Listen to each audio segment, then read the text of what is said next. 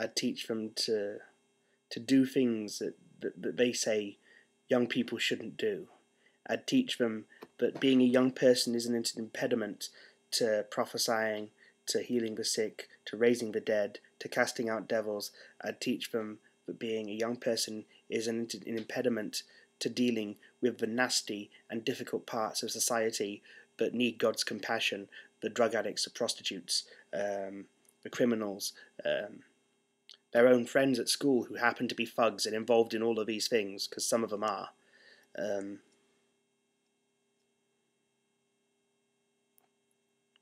I'd teach them to take risks.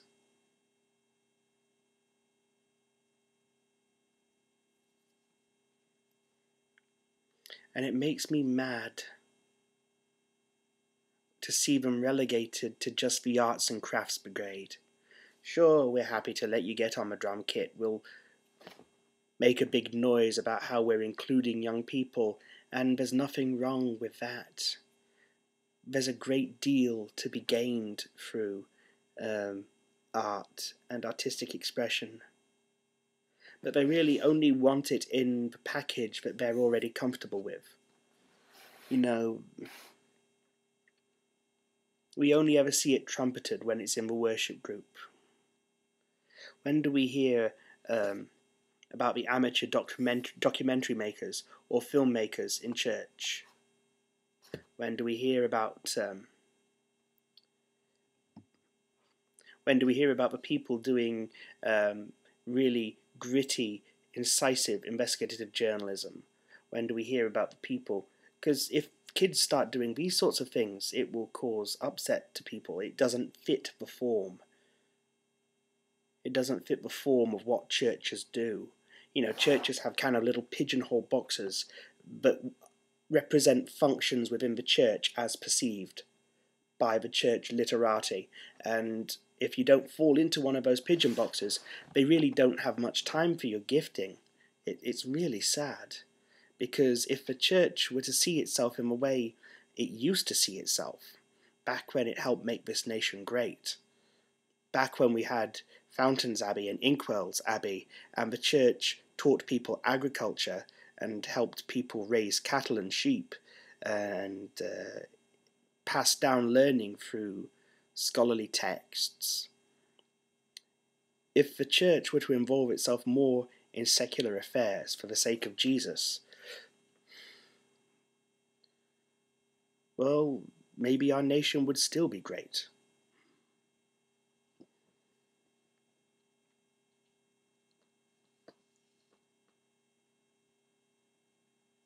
And so they don't really have much time for kids who are interested in being quantum physicists or great engineers, the next Isambard Kingdom Brunel. If the next Isambard Kingdom Brunel turned up in our church, they'd be like, oh, that's nice, isn't it? Do you want to join the worship group? Want to be one of the stewards?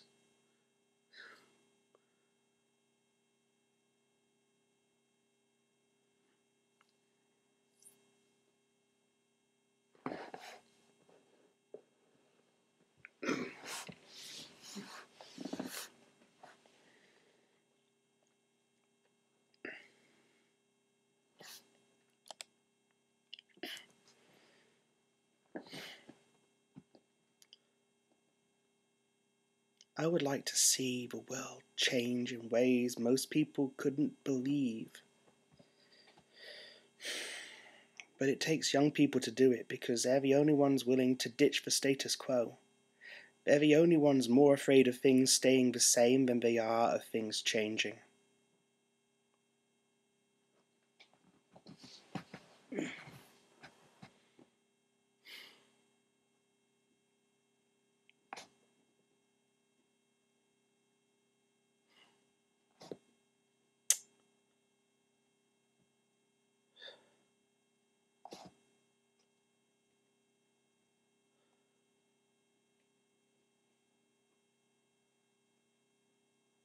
People want gradual, moderate change, but real change is never achieved that way. You just reinvent the old system with slight new twists, and everything returns to a point of equilibrium eventually, and no real progress is made, you just manage to relabel a lot of things. Real change is catastrophic. Things are broken in real change. And it seems like revolutions and revolutionaries seem to require the young. The revolutionary spirit seems to be an inherently young one.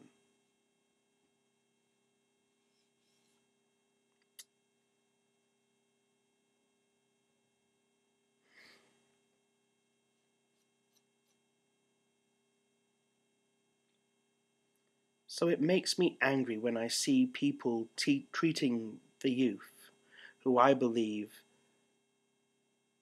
should be seen as a hope, should be seen as influencers, not be influenced, or at least not the bossed about anyway, not the herded like cattle. And they do herd them like cattle. You know, they want them to sit and be quiet, crossed arms, legs folded.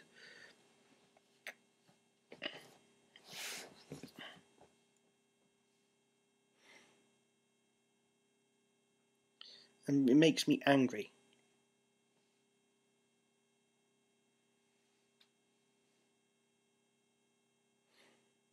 When they're too busy trying to control young people and their excesses, and I won't deny that excesses sometimes exist, when they're too busy trying to control them, to allow them to be what God can make them to be, because they're scared.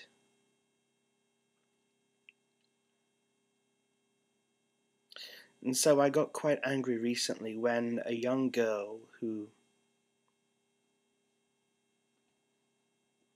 I see a great deal of potential in, and a great deal of life in, someone out of the ordinary, was bossed about recently. There is this girl called Steph,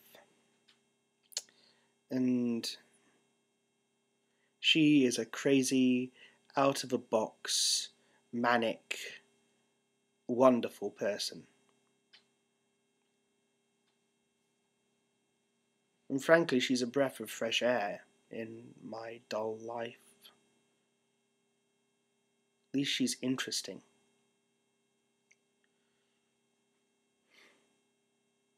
And she's around 16. I think she's just turned 17, actually. And she got into the habit of sitting with us, and by us I mean me, Jack, Ed, a couple of the other guys at church, most of whom are in their mid to late 20s. Now that's not fair, some of them are probably early 20s still. Say they're scattered around their mid 20s.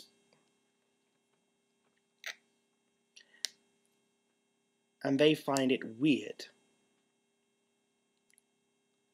Find it weird that we're hanging around, that she's hanging around with us. And for the life of me, I'm not entirely sure why she is, because I don't see the attraction. But she is, and she's chosen to, for whatever reason. And for fear of what people might say, Ed got worked up in a hissy fit this Sunday and decided that we really shouldn't encourage her to sit with us anymore and have much to do with us, which I believe by his standards basically means let's ignore her. And decided that on top of that, he feels he needs to go and have a word with the one of the leaders. And I don't like the term leader. Well, I've explained what I feel about real leadership already.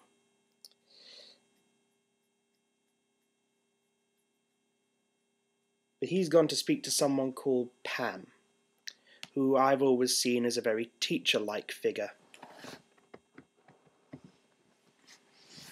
The kind who's going to tell you to sit on the ground with your legs crossed and your arms folded and be quiet.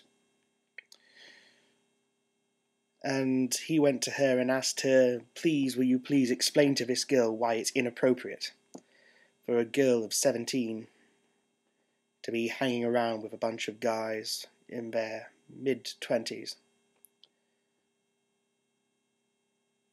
And I just got mad. It's like, do you have any idea how incredibly patronizing that's going to sound?